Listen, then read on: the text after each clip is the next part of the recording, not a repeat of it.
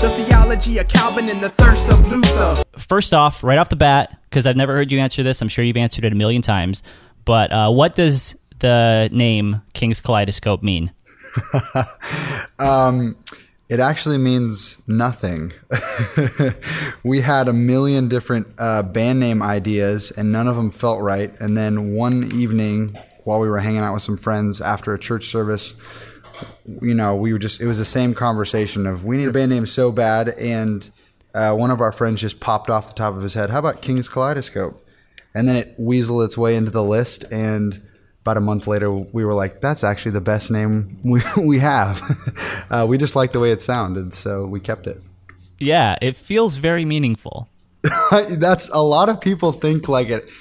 You know, I think that's kind of fun, actually, is that people can kind of make it mean different things. And, you know, the only time that we've really gotten like into like, is there a meaning or not, is when we were trying to decide between an apostrophe or not. And it was like, well, if there's an apostrophe, you know, maybe it's like, you know, God's kaleidoscope of musicians, or like, it was like, I was like, no, apostrophe doesn't look as good, and it doesn't actually have a meaning, so it's fine. But then it was like, no, but then it's like yours, and well, anyway, we ditched the apostrophe and we didn't really care.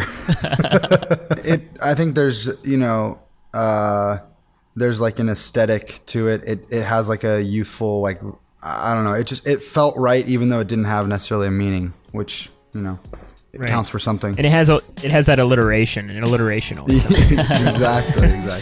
Yo, ever talked about doctrine while sipping some ale? Well, I've been fixing to tell where you've been missing yourself. The theology of Calvin and the thirst of Luther. Faithful consumers of the craft brewers, talking theology with a cup at the pub, right? If you're drinking Bud Light, then I'm